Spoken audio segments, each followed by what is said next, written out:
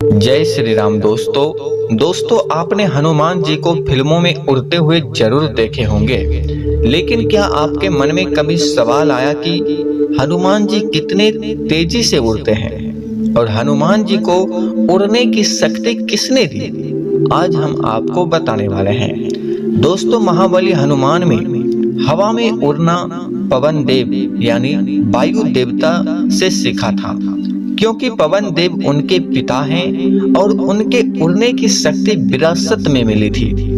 क्योंकि हनुमान को अपनी शक्तियों को याद दिलाने वाले जामवंत थे जब उन्हें समुद्र पार करके लंका जाना था। हनुमान का जन्म अंजना नामक अप्सरा से हुआ था, जिन्हें वानर योनि में रहने का श्राप मिली थी। अपने पिता से मिली उड़ने की शक्ति ही उनका एक महत्वपूर्ण गुण है। एक कथा के अनुसार जब हनुमान को समुद्र पार करके लंका जाना था, तब वे अपनी शक्ति भूल गए थे। ऐसे में जामवंत ने उन्हें उनकी शक्तियों का एहसास कराया और याद दिलाया कि उसमें उड़ने की अद्भुत क्षमता है। जिसके बाद ही उन्होंने अपना विराट रूप धारण किया और उड़ान भरी। अब जान लीजिए हनुमान जी कितना तेजी से उड़े थे। हनुमान जी की गति को किसी सटीक अंक में मापना मुश्किल है, क्योंकि धार्मिक ग्रंथों के अनुसार वे अपनी इच्छा और सिद्धियों के अनुसार उड़ते थे। लेकिन एक मान्यता के अनुसार हनुमान जी की गति मन की गति से भी तेज थी, जो किसी भी स्थान पर तुरंत पहुंचने में सक्षम थी।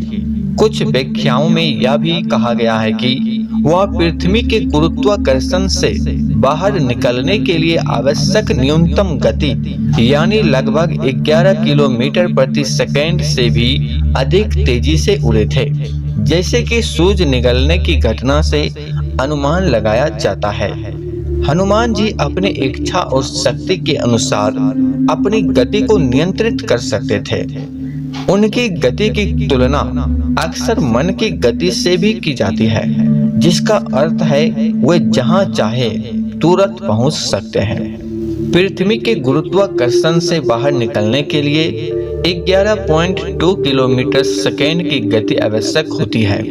कुछ लोग मानते हैं कि हनुमान जी ने जब बचपन में सूर्य को फल समझकर खाया था, तो उन्होंने इस गति से भी अधिक तेजी से उड़ान भरी थी। लंका से द्रोणागिरी पर्वत तक की दूरी लगभग 2500 किलोमीटर है।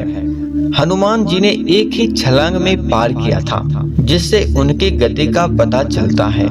हनुमान जी के पास उड़ने की अलौकिक शक्तियां थी और वे कुछ ही मिनटों में पृथ्वी के एक छोर से दूसरे छोर तक पहुंच सकते थे। दोस्तों, इस बात में कितनी सच्चाई है ये तो मुझे भी नहीं पता है, लेकिन जो मैंने आपको बताया वह इंटरनेट और धर्म ग्रंथों के अनुसार बताए हैं। और अपना राय कमेंट में जरूर दीजिएगा।